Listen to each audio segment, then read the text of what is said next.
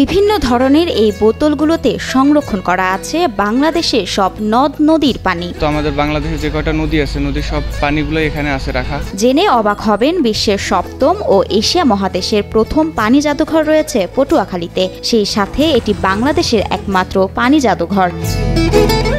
বাংলাদেশের নদীর পানি ছাড়াও এখানে আরো সংরক্ষণ করা আছে অন্যান্য দেশের নদীর পানি। বাহিরের কিছু নদীর পানি আছে, যেমন নেপালের আছে, মায়ানমারের আছে, লন্ডনের আছে। এই পানি জাদুঘরের আরো রয়েছে দেশের ঐতিহ্যবাহী বিভিন্ন স্থিরচিত্র ও হারিয়ে যাওয়া দেশের বিভিন্ন প্রাচীন তৈজসপত্র। মাটির কিছু তৈজসপত্র আছে, তারপরে পিতলের কিছু তৈজসপত্র আছে। পটুয়াখালীর কলাপাড়া উপজেলার পাখিমারা গ্রামে একটি দ্বিতল টিনশেড ভবনে তৈরি করা হয়েছে দেশের একমাত্র পানি জাদুঘরটি।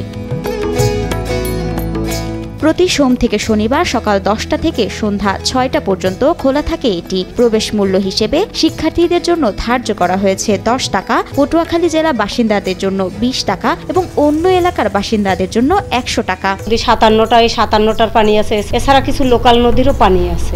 দেশের নদী কেন্দ্রিক মানুষের জীবন জীবিকা, সংস্কৃতি, বাংলাদেশের হারিয়ে যাওয়া ও বর্তমান নদ ও নদীর পরিচিতি, ছবি, ইতিহাস এবং নদীর ভবিষ্যৎ সম্পর্কিত তথ্য উপস্থাপন করা হয়েছে এই জাদুঘরে। তাই আসলে সুখী সমৃদ্ধি বাংলাদেশ গড়তে হলে পরিবেশ ভাবনা সবারই ভাবতে হবে। এই নদীগুলোকে যাতে আমরা ধরে রাখতে পারি।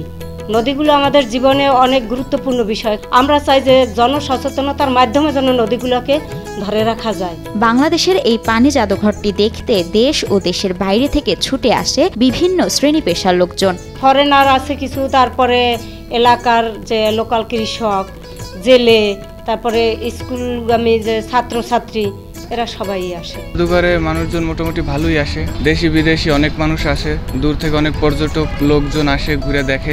অনেক মানুষজন আসে এখানে পানি নিয়ে মানুষ জানতে পারে। পানি জাদুঘরের প্রধান কারিগর উপজেলার নীলগঞ্জ ইউনিয়নের 5 গ্রামের 485 জন নারী পুরুষের একটি সমাজসেবার সংগঠন উপকূলীয় জনকল্যাণ সংঘ।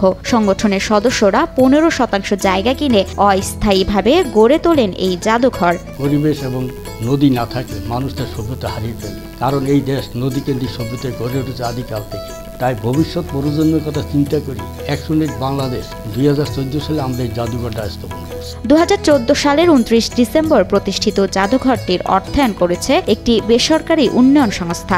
অ্যাকশন এইডের মাধ্যমে এই জাদুঘরটা করার পেছনে কারণ হলো যে বাংলাদেশ নদীমাতৃক দেশ। ব্রিজের ফলে হোক, বাঁধের ফলে হোক, নদীগুলো নাব্যতা হারায়। প্রাকৃতিক বিপর্যয়, পানি প্রবাহে বাধা তৈরি করা এবং অতিমাত্রায় পরিবেশ দূষণের কারণে নদীগুলো দিন দিন সক্রিয়তা হারাচ্ছে। সেই সাথে জলবায়ু পরিবর্তনের প্রভাবে বড় ধরনের পরিবেশ বিপর্যয়ের আশঙ্কা রয়েছে। তাই প্রাকৃতিক সম্পদের যথাযথ ব্যবহার ও রক্ষণাবেক্ষণের জন্য জনসচেতনতার সৃষ্টির লক্ষ্যে জাদুঘরটি স্থাপন করা হয়।